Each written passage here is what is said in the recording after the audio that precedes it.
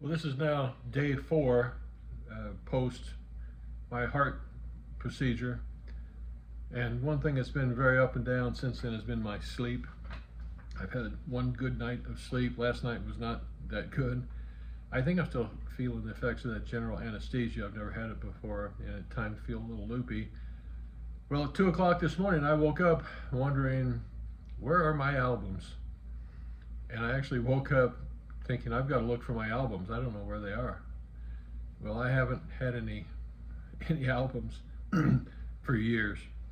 I used to have boxes of them. I used to have my favorites back in school. But for some reason, I woke up thinking, I've got to find my albums, and so I'm walking around the house for a few minutes before I realized what I was doing. But since I was awake, I sat down and I made this list of my favorite albums I listened to when I was in high school, and I graduated in 1975. And here they are. Here are the albums I spent hours and hours listening to. First was Led Zeppelin. Now, this is not the Stairway to Heaven album. This was the 1974 album Houses of the Holy, which I really enjoyed. A little eclectic. Dancing Days Are Here Again, Over the Hills and Far Away. It was a different treatment than a lot of the tunes that Led Zeppelin had done or will do. But I loved Houses of the Holy. I listened to Bachman Turner Overdrive, now primarily Bachman Turner Overdrive 2, with Taking Care of Business and Let It Ride. I had been a fan of Randy Bachman prior to that. I had been a fan of the Guess Who. And my friend Zach Holmes, back in Carrollton, Illinois, he went to see BTO in concert. I did not go to that one. I went 3 weeks later with him to see Foghat and the Alex Harvey Band. But I listened to Taking Care of Business and BTO for years. My third favorite album was Grand Funk. The band was Grand Funk Railroad, and in 1973 it was We're an American Band, and the title track was Walk Like a Man. It was a departure from some of the earlier stuff, and later in life I began to become a much larger fan of the older material too. You know, foot stomping music and Mean Mistreater and I'm Your Captain, classic tunes. But We're an American Band was a staple of mine in high school. It came out in '73. In 1973, also REO Speedwagon, Riding the Storm Out. REO Speedwagon from the central Illinois, St. Louis area. The next one on my list is it's kind of an eclectic mix I've got for you here, was Leon Russell's album Carney. Tightrope, Out in the Woods, Me and Baby Jane, Masquerade.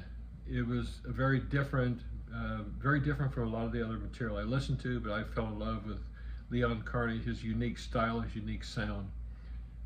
Next up was from 1973. 73 was a big year.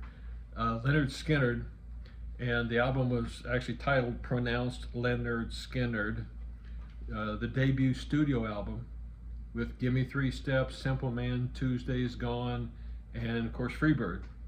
Now Sweet Home Alabama is going to come out a year later, but this is, in my opinion, their monster studio release, again with those great singles on it. Excuse me. Next up for me, again, an eclectic album, a Greek band called Aphrodite's Child, and the album was titled 666. And yes, it was a take on the Book of Revelations from the Bible. Aphrodite's Child was an operatic type tune. The long song, in fact, the first side is one long tune. It's in the vein of Rick Wakeman's Journey to the Center of the Earth, and that is an operatic style album. But I found it very interesting. But you had to engage the whole album to appreciate Aphrodite's Child. There were no singles there you were going to ever pull out and pick out. The next up for me is Rick Wakeman, his 1974 Journey to the Center of the Earth, his take on the Jules Verne classic,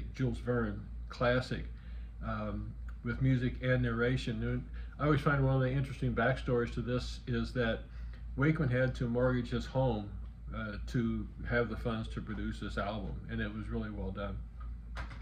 Next up for me was Emerson, Lake and Palmer. Now, obviously, 1970 was Lucky Man, fabulous tune. But the album I had and I listened to was Tarkus. Again, it was a progressive rock project. It was very unusual.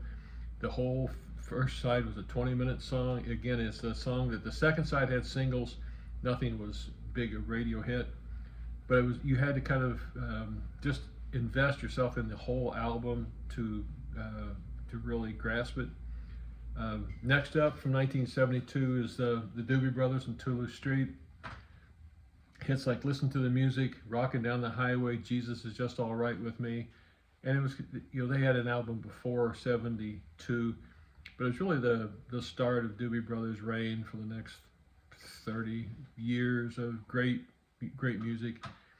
And then the bonus album I want to mention, which probably was more formative for me from a singer-songwriter standpoint, because I've been a songwriter for years too, was Crosby, Stills, Nash and Young 1970 album Deja Vu. I had the double album, or I had the big album, the full album, and I remember, if I remember this correctly, I think I do, that the album sleeve had the lyrics written on them as well. I know one of their albums did. I think it was Deja Vu. And I remember I would actually take the album sleeve out and listen to the music and actually read the words, and was so mesmerized that a person could create these words. They could think of this and come up with these words to create this beautiful music. So, you know, I was raised in a small Illinois farm town. We didn't have access to music stores, and we had top KXOK radio, 6:30 a.m. With top 10 bop hits and pop hits, and but not heavier rock stuff at all. And so only occasionally could we get to the bigger cities closer to St. Louis and find music stores and buy an album or two. And back then they were probably $3.99 or something. They seemed like they were so expensive. So we just didn't have many albums. But these are the ones I had. I'm curious, what were you listening to in 1975? Leave them in the comments below. And listen, until we get a chance to talk again, let's rock on.